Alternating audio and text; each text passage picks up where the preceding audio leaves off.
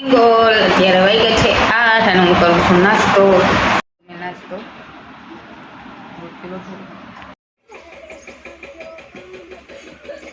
છે 10 અને રુદ્ર અને હું અહીંયા બેઠા ફરિયામાં.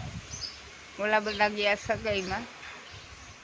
હું મારે હાહુ અને રુદ્ર 3 છે. લખન ગામમાં છે અને હું બનાવું છું કેરીનો રસ જે રુદ્રને ફેવરેટ. રુદ્રને ભાવે એટલે આજથી કે મમ્મી રોટલી અને રસ ખાવો એટલે રસ બનાવું. આવી રીતના જો હું ઘોરીને બનાવું. મને ઓલા કાપી અને મિક્સરમાં હવે તો એમ જ કરે બધા, તો હું નથી કરતી. તો રસ બનાવી એટલે કહું બાય બાય. ઘોરી અને નીકળી ગયો. હવે જેવી જે પેલાની કરતા, પેલા જે રીતના કાઢતા એ રીતના મિક્સર તો છે, પણ હું ક્યારેય નથી કાઢતી મિક્સરમાં. ઘોરાઈ અને જે નીકળે ને એ ખાવાની મજા આવે અને મીઠાશ બહુ હોય. તો હવે દૂધ નાખી, ખાંડ નાખી અને પછી થોડું ઝેરી નાખી એટલે રસ થઈ ગયો તૈયાર. લખન શોપિંગ કરીને આવ્યું. આ બેડાની ચૂલોનું આ ચૂલો હે ના કુકર ને લાઈટ, આ લાઈટ જાય તો લેમ્પ. હાંચી જે પેલા જે રીતના પિત્તર ટાઈપ હોય એ રીતના હે આ હાંચી. અને 2 હાંચી હતી, એક નીચે દઈ દીધી, એક બ્લેક હતી. અને આમાં માટે જો મેનુ જે જમવાનું બનાવટાને પહેરી અને કપડાં મેલા ન થઈ એ ખરીદી ગઈ આજની. તો આ બધું શોપિંગ કરી આવ્યું લખન ખૂબ. અત્યારે વાગ્યા છે 6:30 અને હું રુદ્ર જઈએ. સીધ જઈએ રુદ્ર? હે ઘરે જઈએ, મારા પપ્પાના ઘરે જઈએ અમે.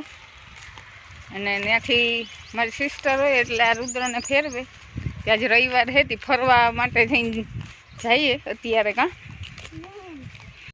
બસમાં બેઠા હવે ડાયરેક્ટ સીધા ત્યાંથી માસી આવે ને તો રુદ્રની ફેરી ગયા.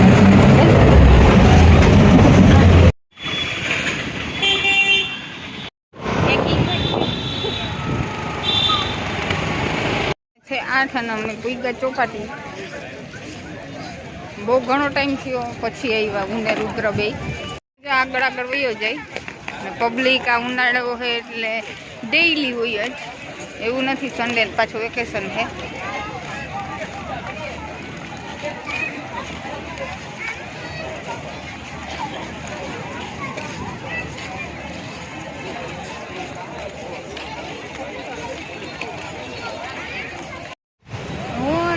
બે દરિયાકાંઠે જો બેઠા અને દરિયા મજા મારે એટલા નથી મારતો, થોડો મારે. પણ ઉનાળામાં દરિયાકાંઠે બેસવાની મજા બહુ જ આવે.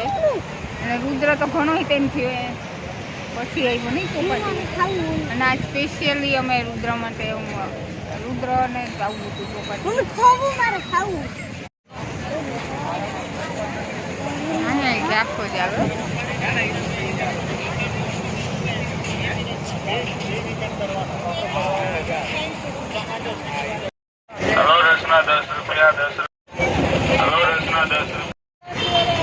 સત્યનારાયણના મંદિરની સામે જે કેફે છે ત્યાં એનું નામ છે તંદૂરી ચાવાલા ફૂલ કેફે. એટલે બધું મળે છે, નાસ્તો, પીઝા, બર્ગર, જે આપણે અત્યારના છોકરાઓને ભાવે. તડકા મેગી મેં પોતે અહીંનું ખાધેલ છે, કોઈ અહીંનું ખાધેલ છે.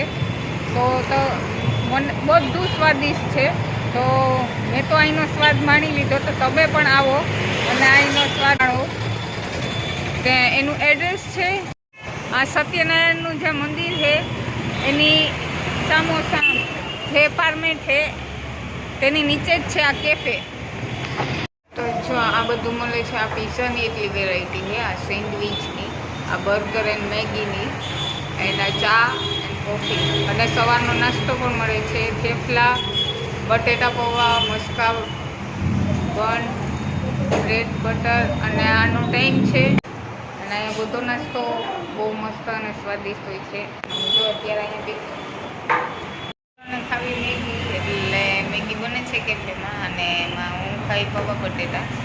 નાસ્તા જેવું કરવું, એટલે અમે હું રેગ્યુલર આ કેફેમાં આવું, ઘણી વાર હું આવેલી છે. અમારા પૌવા બટેટામાં 10 મિનિટની વાર લાગતી, અને રુદ્રની મેગી બને છે. મેગી આવી ગઈ અને મેગી ખાવી હતી, જે ફૂલ કોફી પીવી ગયા, કોફી બટેટા આવી ગયા અને ગરમા ગરમ જ અમારી સામે જ બનાવે. એટલે જ મેં કીધું ક્વોલિટી એ 1 છે. તાજે તાજું જ બને અને તાજે તાજું જ આપણે ખવડાવે કે બનાવી અને રાખી દી બધો નાસ્તો ફ્રેશ જ બને. અમે સામે જ અત્યારે બનાવ્યું અને આવી ગયા. હવે એટલે નાસ્તો રુદ્રએ મેગી ખાઈ લીધી. હવે અમારો ખીચડી પ્લોટ નો જે પાર્ક છે ત્યાં જે આટલી બધી પબ્લિક છે અને અહીંયા જો પ્રોગ્રામ છે. હમણાં ઘણી વાર અહીંયા પ્રોગ્રામ રાખે, ડાન્સ નો, ગીત નો, આવી રીતના જે પ્રોગ્રામ હોય અને માણસ બધા બેઠા હોય, છોકરા બધા રમતા હોય, ઘણા બધા આમાં હાલતા હોય. એ તો અહીંયા ગીત નો પ્રોગ્રામ છે ને પબ્લિક પણ ઘણી બધી બેઠી. દડો એની માસી એ લઈ દીધો, રુદ્ર દડો લઈ દીધો એની માસી એ, અને અહીંથી લીધો પાર્ક ની સામેથી. અહીંયા રમવા ઉભે એટલે કારણ કે એ લોકોને બહુ થાય. અમે લોકો આવી ગયા છે હવે ઘરે. ઘણું બધું ફર્યા નહીં, ચોપાટી, પાર્ક, કેફેમાં ખાધું, મેગી એન્ડ કુલ કોફી રુદ્રએ પીધી અને મેં ખાધા પૌવા બટેટા. ત્યાં બેન બનાવે છે અને એનો ટાઈમ છે કેફેનો એ છે 9 થી રાતે 10 વાગ્યા સુધીનો. ત્યાંના પીઝા પણ બહુ જ મસ્ત હોય છે, સ્વાદ અને વ્યાજબી ભાવ સાથે ત્યાં મળે છે કેફેમાં. અને હું ઘણીવાર જાઉં છું ત્યાં નાસ્તો કરવા, બહુ સ્વાદિષ્ટ હોય છે. તો એકવાર તમે લોકો પણ જાઓ, ત્યાંનો સ્વાદ માણો.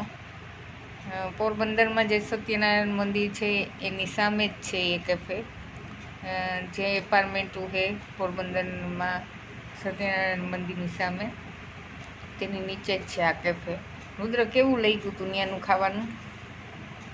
મેગી મસ્ત હતી ને, ઘર જેવી જ મેગી અને વ્યાજબી ભાવ સાથે મળે બધું.